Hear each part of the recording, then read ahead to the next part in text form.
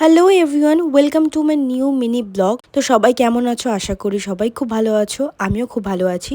মোটামুটি অনেকেই জানো আমি নতুন পার্লার করেছি, তো সেই কাজ নিয়ে একটু ব্যস্ত ছিলাম, তাই ভিডিওগুলো এডিট করে আর ছাড়া হয়নি। তো দেখতে পেলে সকালে উঠে আমি খাটটাকে আগে গুছিয়ে নিলাম। পার্থ যদি শুয়ে না থাকে তাহলে আমি খাটটাকে প্রথমে গুছিয়েই নিই। বেশ একটা পজিটিভ ফিলিং আসে খাটটা গোছানো থাকলে। সবার প্রথমেই না এই খুদেগুলোকে খাইয়ে নিই। যখনই এদের সামনে আমি আসি সকালবেলা লাফালাফি করতে শুরু করে দেয়, যেটা দেখতেই পেলে। তারপর বাসি কাজ যা যা থাকে সেগুলো আমি করে নিই। ঘর ঝাড় দেওয়া, মোছা, টুকটাক। ঘর ঝাড় দেওয়ার মোছা নিয়ে তোমাদের একটা খুব ফানি ইনসিডেন্ট শেয়ার করি। রিসেন্টলি আমার এক বান্ধবী আমার এই ভিডিওগুলো দেখেছে।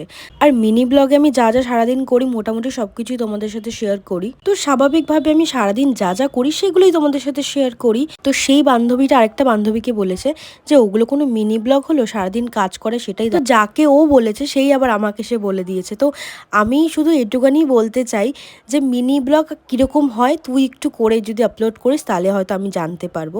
আমি নামটা নিচ্ছি না, সে হয়তো আমার ভিডিওটা দেখবে আর বুঝতেও পারবে।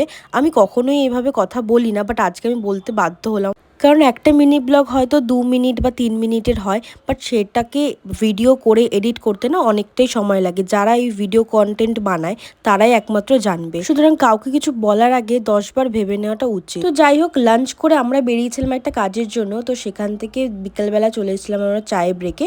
এখানে আসার আমাদের অনেক দিন ধরে ইচ্ছা ছিল। তো ফাইনালি সেদিনকে চলেই গেছিলাম। আর এটা কিন্তু পুরোপুরি আমার কাছে সারপ্রাইজ ছিল। আমি জানতামও না যে কোথায় যাব, পার্থই আমাকে নিয়ে গেছিলো। ঢুকে অ্যাম্বিয়েন্সটা কিন্তু আমার ভীষণ ভালো লেগেছে। এখানে দেখতেই পাচ্ছ ঢুকতেই বাদিকে একটা ফটো তোলার স্পেস ছিল, ওখানে আমরা অনেকগুলো ফটো তুলেছি।